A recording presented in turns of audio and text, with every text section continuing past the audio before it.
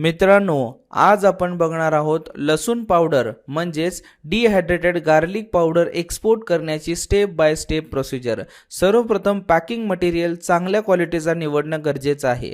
त्यानंतर मार्केटमधनं A grade क्वालिटीचा लसूण तुम्हाला मशीनद्वारे त्याच्या पाकळ्या सेपरेट करून घ्यायचे आहेत।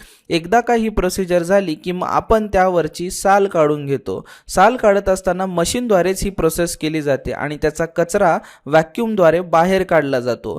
हायजीन मेंटेन करण्यासाठी आपल्याला वॉशिंग करणं तितकंच महत्त्वाचं आहे। एक्सपोर्ट प्रोसिजरमध्ये जर म्हणलात तर लागणारे डॉक्युमेंट आहेत IEC सर्टिफिकेट, सेंट्रलचा फसाय, सर्टिफिकेट ऑफ ओरिजिन आणि APEDA नावाच्या सर्टिफिकेटवरनं आपण त्याला एक्सपोर्ट करू शकतो। मग बारी येते डिहायड्रेट करण्याची। डिहायड्रेट करत असताना 2 ते 3 तासाचा वेळ लगभग लागतो, डिपेंड ऑन इट्स ह्युमिडिटी आणि 65 डिग्री सेल्सिअस वरती तुम्हाला डिहायड्रेट करावं लागतं।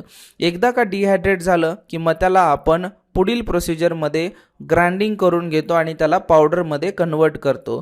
एकदा का पावडर त्याचं कन्वर्ट झालं की मग हा प्रोडक्ट तयार आहे तुमचा पॅकेजिंगसाठी। पॅक केलेला मटेरियल तुम्ही 100 ग्रामपासून 1 किलोपर्यंत एक्सपोर्ट करू शकता आणि आंतरराष्ट्रीय देशामध्ये याची चांगली डिमांड वाढत चालली आहे। अशाच इम्पोर्ट एक्सपोर्टच्या नवनवीन रीलसाठी आत्ताच मला फॉलो करा आणि ही रील तुमच्या त्या मित्रासोबत शेअर करा ज्याला इम्पोर्ट एक्सपोर्टचा व्यवसाय सुरू करायचा आहे।